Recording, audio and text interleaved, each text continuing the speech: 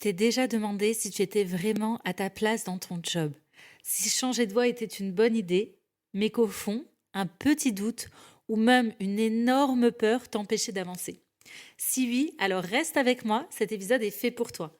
Crois-moi, tu n'es pas seul, on va parler ensemble, sans filtre, comme si on prenait un petit café tous les deux et qu'on allait venir comme ça t'aider à vraiment redéfinir tout ça et comprendre que si tu peux changer de métier et que tous tes doutes sont légitimes, sont partagés par tout le monde, mais qu'il y a des stratégies à mettre en place pour les surmonter. Qu'est-ce qu'on va voir ensemble du coup dans cet épisode? Dans un premier temps, on va parler des doutes, on va voir pourquoi est-ce qu'ils sont normaux, qu'est-ce qu'ils veulent dire sur toi. Et je vais te partager aussi mes propres doutes, les propres doutes que j'ai moi-même vécus avant ma reconversion avec plein d'anecdotes qui vont te rassurer et dans lesquelles tu vas certainement te reconnaître. Ensuite, on verra ensemble les 5 plus grandes peurs qui nous bloquent, comment transformer ces doutes en moteur, le déclic, enfin, quand et comment savoir que c'est le bon moment pour se lancer. On commence donc cet épisode en parlant des doutes. Pourquoi ils sont normaux? Tout d'abord, douter, c'est quelque chose de très naturel quand on s'apprête à faire un changement, puisqu'en fait, on est programmé pour rester dans notre zone de confort, ne pas avoir trop d'incertitudes, c'est quelque chose qui nous rassure. C'est presque un instinct de survie quelque part. On n'a pas envie d'aller vers l'inconnu, d'aller vers quelque chose qui ne nous est pas familier, puisqu'on ne sait pas ce qu'on va y trouver. On dit toujours on sait ce qu'on perd, mais on ne sait pas ce qu'on va gagner. Donc, c'est hyper challengeant, le changement. Et le changement amène toujours son lot de doutes, c'est normal. Que ce soit un changement professionnel, c'est comme un changement de partenaire de vie aussi. Forcément, on a des doutes parce qu'encore une fois, on sait ce qu'on quitte, mais on ne sait pas ce qu'on gagne. Par contre, si vous êtes dans un environnement aujourd'hui où vous sentez que ça ne vous convient plus, que vous êtes malheureux, voilà, il y a plus de moins que de plus, il y a plus de souffrance que de joie, ça vaut vraiment le coup de dépasser ces doutes. Parce que derrière cette porte-là, il y a beaucoup plus de plaisir qui va s'ouvrir à vous que de souffrance. Donc déjà, ça, c'est la première chose à conscientiser. Si vous n'êtes pas bien dans votre travail et que vous voulez changer, c'est normal de douter. Ça ne devrait pas être un frein pour vous. Ça devrait juste être un petit message qui vous signale que, ok, si j'ai beaucoup de doutes, que je me pose beaucoup de questions, c'est que je suis en train d'avancer vers quelque chose de nouveau, c'est que j'ai besoin de me rassurer, c'est que j'ai besoin de calmer un peu mon système nerveux, parce qu'en fait, je vais vers l'inconnu, tout simplement. Donc voilà, c'est complètement normal. À titre personnel, moi aussi, je me suis reconvertie. Je suis passée de cadre en marketing à aujourd'hui entrepreneur, formatrice également. Je n'avais aucune expérience ni dans l'un ni dans l'autre au niveau métier. De ça aussi, on en reparlera. D'ailleurs, c'était un de mes doutes. Mais je pense que mon premier doute et ma première peur, c'était déjà, c'est bête, mais est-ce que je vais réussir à demander une rupture conventionnelle ou à partir? Parce qu'en fait, même si j'étais pas bien au travail, quelque part, au moins je savais de quoi était fait demain. Je savais à quoi m'attendre. Donc déjà, le premier doute à surmonter, c'était un peu le doute de la peur du jugement, du regard des autres quand j'allais annoncer que je voulais arrêter. Ça, c'est un premier frein, je pense, avant même de partir et de se projeter dans l'avenir. C'est déjà, OK, à très très court terme. Le premier doute que moi je ressentais personnellement, c'était, mais comment est-ce que je vais annoncer ça? Est-ce qu'on va me prendre pour une girouette? Est-ce qu'on va accepter ma demande aussi? Est-ce qu'on va accepter une rupture conventionnelle? Si on ne l'accepte pas, deuxième peur, deuxième doute, comment est-ce que je vais m'en sortir financièrement? Comment est-ce que je vais faire? Si on l'accepte même, est-ce que j'aurai assez pour vivre? Puisque on va pas se mentir, on perd forcément en pouvoir d'achat quand on passe de salarié à chômeur. Mais voilà, en fait, effectivement, il y a plein de doutes qui m'assaillaient. Il y avait aussi les peurs du regard des autres au niveau de ma famille. Est-ce que les gens vont comprendre? Moi, j'avais quand même investi beaucoup d'argent et beaucoup de temps dans mes études. J'ai fait un double master dans une école de commerce qui m'a coûté très cher. Donc, euh, donc voilà. Et puis après, j'avais aussi investi beaucoup de temps dans mon travail. Je me suis reconvertie assez vite, mais néanmoins, il y a plusieurs années que j'ai investi dans mon travail. Donc, effectivement, j'avais aussi déménagé, moi, pour mon travail. Donc, en fait, j'étais assaillie de plein de doutes. Est-ce que je vais pouvoir rester dans la région? Est-ce que je vais pouvoir financer ma reconversion? Est-ce que je vais pouvoir annoncer mon départ de la meilleure manière pour me sécuriser? Enfin voilà, j'ai vécu beaucoup, beaucoup de doutes, beaucoup d'insomnie aussi. Enfin, honnêtement, ça m'a tellement pris la tête. Et en fait, finalement, se créer tout ce trouble un peu mental, ça ne nous aide pas à passer à l'action. Ok, on est obligé de passer par la phase doute, c'est normal, mais au bout d'un moment, pour corriger ces doutes-là, il va falloir d'une manière ou d'une autre les confronter. C'est un peu comme quand on a peur de quelque chose. Rester juste dans sa peur, ça ne nous aide pas à en sortir. À un moment, il va falloir confronter cette peur pour l'invalider. En fait, se dire, ah, en fait, c'est juste ça. Voilà. Et bien là, c'est exactement pareil et c'est ce qu'on va voir ensemble. Donc tout d'abord, peut-être que tu t'es reconnu dans certaines des peurs là que je t'ai données, mais je vais te dire les 5 plus grandes peurs qui nous bloquent, celles qu'on voit le plus souvent dans des reconversions professionnelles. Donc déjà, petit spoiler, elles sont légitimes, mais elles sont surmontables. Croyez-moi, je me suis reconvertie, c'est surmontable et toutes les personnes qui se sont reconverties, sachez qu'elles ont vécu ces peurs. Pensez pas que une personne qui fait le job dont vous rêvez aujourd'hui, ça s'est fait sans peur, sans doute, etc. Ok, tout le monde vit des peurs et des doutes. La seule différence entre vous et les personnes qui osent vraiment changer de vie, qui osent changer de métier, c'est qu'à un moment, elles ont décidé de questionner ces peurs-là, ces doutes, d'aller les confronter. Et c'est ce qu'on va apprendre à faire ensemble. Déjà, vous allez voir, ça va vous...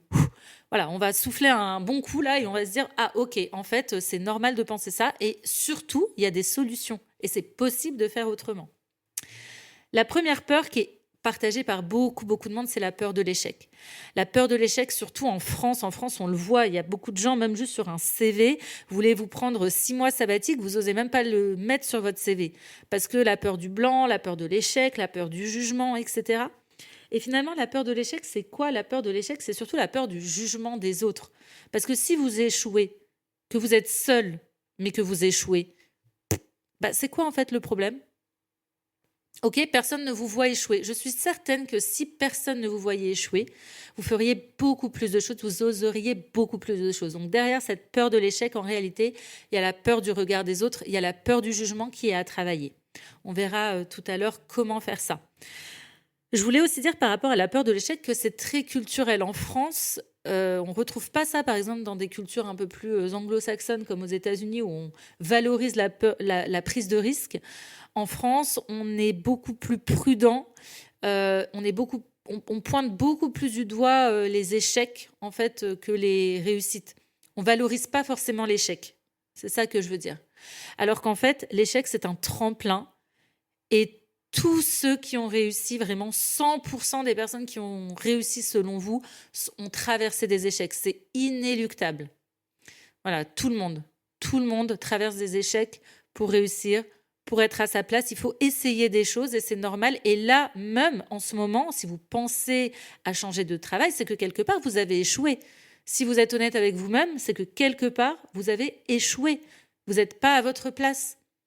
Donc, est-ce qu'il vaut mieux échouer en restant pas à sa place ou est-ce qu'il vaut mieux échouer en tentant quelque chose d'autre qui peut vous épanouir et dans lequel, dans tous les cas, même si vous n'y arrivez pas, vous aurez tellement appris que ça ne peut pas être un échec en fait, ça peut être qu'une réussite.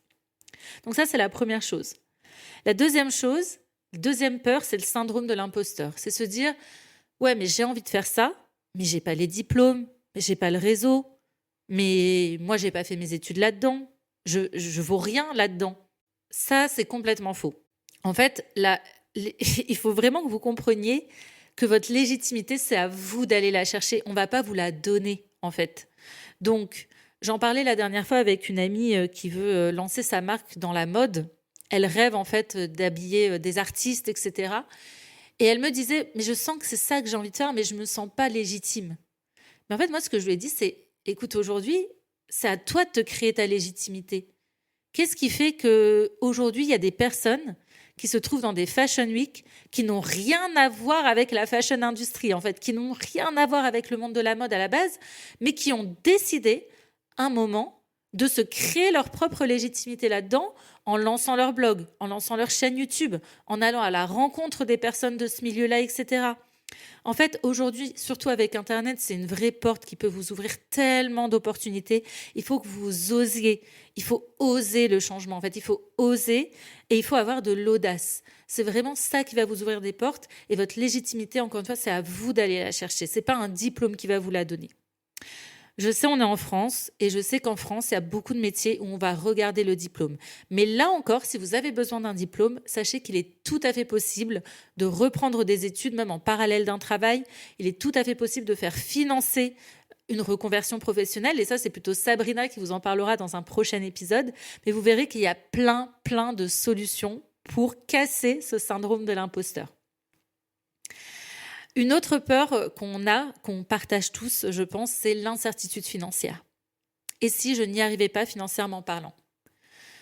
Moi, un exercice que j'aime bien faire, j'en ai déjà parlé dans le premier épisode par rapport à ça, c'est de questionner cette peur-là. Parce que la peur du manque, elle est vraiment à questionner en fait. Parce que si on tire le fil jusqu'au bout et qu'on se demande, et dans le pire scénario, qu'est-ce qui se passe? Vous allez vous rendre compte que bien souvent, dans le pire scénario, vous n'allez pas vous retrouver sous un pont. C'est pas ça qui va se passer. Ok? Moi, par exemple, je m'étais dit, ok, dans le pire scénario, si j'échoue, si j'y arrive pas, que mon chômage n'est pas suffisant, qu'est-ce que je peux faire pour me sécuriser financièrement? Quelle est la pire chose qui puisse m'arriver, en fait, si j'y arrive pas? La pire chose qui puisse m'arriver, finalement, c'est que je reprenne un taf, comme aujourd'hui, là, que j'aime pas, en fait. Enfin, aujourd'hui, j'adore mon travail, mais avant, je vous parle de la moi d'avant. C'est la pire chose qui pouvait m'arriver, c'est de repartir dans un poste de cadre avec le même niveau. Donc en fait, c'est pas pire que ce que je vis actuellement. Ok? Et si je pars finalement que j'arrive pas au pire à retrouver un travail, etc. Bon dans le pire des cas, qu'est-ce que je fais? Je peux mettre ma maison en location et repartir chez mes parents. Ok, donc dans le pire des cas, je me retrouve chez ma famille. Bon, est-ce qu'il n'y a pas pire dans la vie? Je pense qu'il y a pire dans la vie. Donc voilà, essayez de questionner cette peur-là en vous demandant, ok, dans le pire des cas, en fait, qu'est-ce qui se passe? Et encore une fois, il y a plein de stratégies à mettre en place pour vous sécuriser financièrement parlant. Là encore, c'est plutôt Sabrina qui vous en parlera de tous les outils, toutes les aides auxquelles vous pouvez desquelles vous pouvez bénéficier, pardon.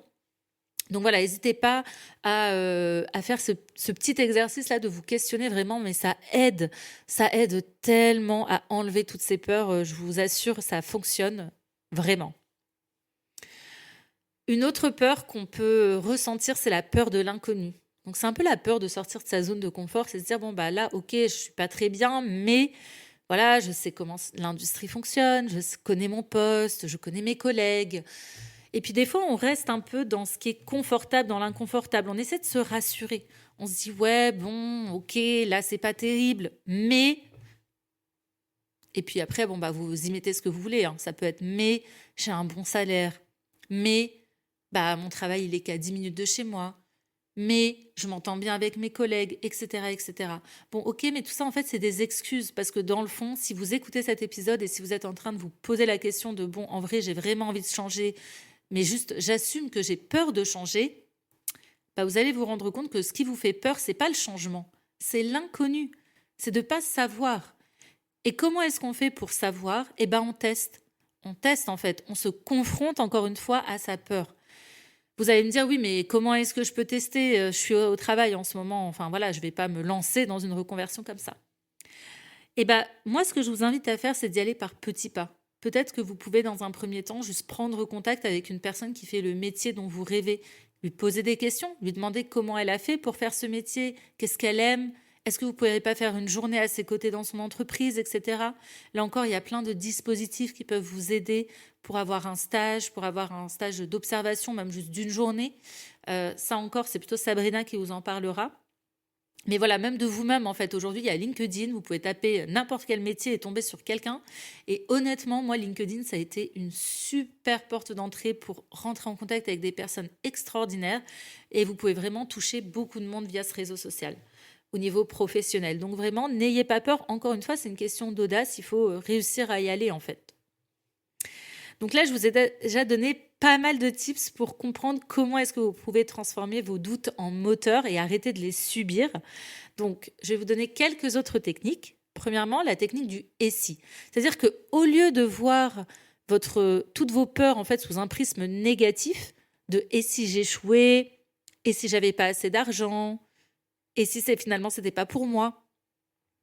Essayez de vous demander plutôt l'inverse. Et si je réussissais? Et si c'était vraiment le métier de mes rêves? Et notez, ça je vous invite à le faire, c'est un travail d'écriture intuitive. Essayez de noter, de fermer les yeux et de visualiser toutes les images qui vous viennent en tête quand vous pensez à votre métier de rêve. Et notez à la première personne, au présent, tout ce que vous ressentez, ce que vous faites, où est-ce que vous habitez, combien vous gagnez. Voilà, cet exercice de projection-là, il est hyper intéressant parce qu'en fait, il va vous permettre de sortir du mode peur et d'aller plutôt vers le mode rêve. Et ça va être un vrai élan pour vous pour prendre des actions. Une fois que c'est posé et que c'est écrit sur le papier, après, ce que je vous invite à faire, c'est de vous dire, OK, comment est-ce que je me sens là? Si c'est bon, c'est que ça peut être une voie super pour vous. Et je vous invite vraiment dans ce cas-là à prendre des petites actions qui vous font pas peur au démarrage pour commencer à y aller.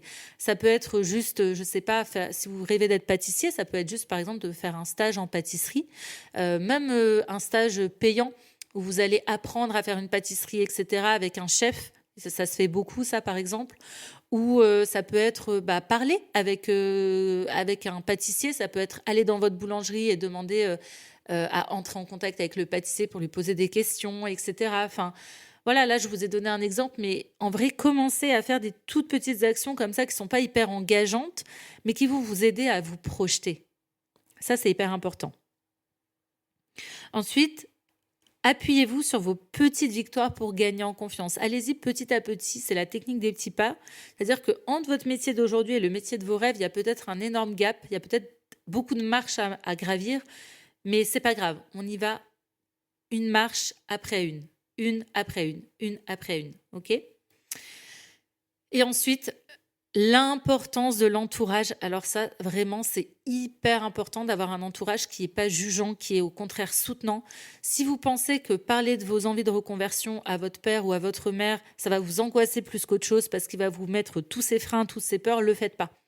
Ok, vous n'êtes pas obligé de partager ça au début avec des personnes qui ne vont pas vous comprendre ou pas vous soutenir parce que ça va venir vous mettre des freins. Là, ce que vous allez essayer de faire, c'est au contraire de vous mettre des freins, de vous laisser des portes ouvertes, en fait, d'aller vers des personnes qui sont positives, qui ont peut-être déjà changé de vie, qui vont pouvoir vous inspirer. Ça peut être juste même écouter un épisode de podcast tous les jours sur le sujet, lire des histoires de reconversion, etc. Enfin voilà, essayez de vous créer en fait vous-même votre entourage pour changer votre état d'esprit par rapport à la reconversion professionnelle. Ah, ça, c'est hyper important. Et puis, essayez d'être dans un état d'esprit pas de manque ou de peur, mais plutôt de joie, d'abondance. Voilà, vous dire, et si c'était vraiment possible, et après de ne pas être niais, mais juste de se dire, à chaque problème, il y a des solutions. En fait, il y a toujours des stratégies à aller chercher. Aujourd'hui, on a l'IA, on a ChatGPT qui peut vous aider à surmonter n'importe quelle peur, à vous aider à trouver des stratégies pour y arriver. N'hésitez pas à lui partager vos doutes, vos peurs, et à lui demander des axes de solutions. En vrai, ça aide énormément. Moi, à l'époque, il n'y avait pas ça, mais franchement, ChatGPT, c'est un super allié pour la reconversion. Voilà, je vais clôturer cet épisode en vous parlant maintenant du déclic. Quand et comment savoir que c'est le bon moment pour vous lancer? Alors, tout d'abord, si vous avez écouté cet épisode jusqu'à la fin, c'est certainement que vous êtes déjà bien avancé dans vos questionnements, que vous êtes déjà en train de maturer le projet de reconversion. Donc déjà, premier signe, c'est que tu y penses tout le temps et que l'idée de rester où tu es te pèse plus que l'inconnu. C'est-à-dire que pour toi, c'est plus lourd. Là, si je te dis, imagine ta vie dans 5 ans si tu restes dans cette entreprise. Si d'un coup, là, ça t'a serré le cœur et ça t'a mis mal, c'est que voilà, c'est le temps de partir. C'est le temps d'imaginer d'autres voies. Ok? Si quand je te dis ça, tu dis ouais, je sais pas, ouais, c'est pas ouf, mais bon, voilà, c'est que t'es peut-être pas encore vraiment prêt, t'as peut-être pas assez souffert là où t'es, ou en tout cas, il y a encore des choses qui te raccrochent, donc c'est peut-être que c'est pas le moment. Mais voilà, quand c'est le moment, c'est vraiment quand l'idée de rester où tu es te pèse plus que l'inconnu. Ensuite, quand tu imagines l'avenir, en fait, c'est cette nouvelle voie-là, celle que tu as visualisée dans l'écriture intuitive, qui t'excite le plus, qui te donne envie de te lever, de marcher, d'appeler tes amis, voilà, tu le ressens en fait dans ton corps que c'est bon pour toi. Et puis, enfin, quand tu es prêt à faire des efforts, même si tu sais que ça va pas être facile, quand tu es prêt à accepter les sacrifices que cette nouvelle vie va te demander, puisque tu sais que l'objectif est beaucoup plus intéressant et surpasse en fait tous ces petits sacrifices. Voilà, et puis souviens-toi surtout, le bon moment, c'est toi qui le décides et surtout c'est à toi de te l'accorder. Moi, il y a une amie à un moment qui m'avait dit ça et je trouvais ça super puissant, c'est que des fois, c'est jamais le bon moment. En fait, le bon moment, c'est quand tu le décides et c'est tout. Quand tu sens que c'est le bon moment, c'est que tu es prêt et surtout que tu es prêt à te donner ce moment-là. Donc voilà, oublie pas que toutes les personnes qui ont fait des reconversions professionnelles sont passées par les mêmes doutes que toi. Tu le vois, moi-même, j'ai eu ces doutes, mais je me suis reconvertie. Sabrina, c'est pareil. Toutes les personnes que Sabrina a accompagnées, c'est pareil. Donc vraiment, retiens une chose, c'est normal d'avoir peur, mais ce qui compte, c'est de ne pas laisser cette peur décider à ta place. Alors pose-toi cette question, et si c'était possible? Parce que crois-moi, ça l'est. Je te souhaite une très belle fin de journée ou une très belle matinée selon l'heure à laquelle tu m'écoutes. Et je te dis à très bientôt pour un nouvel épisode. Ciao!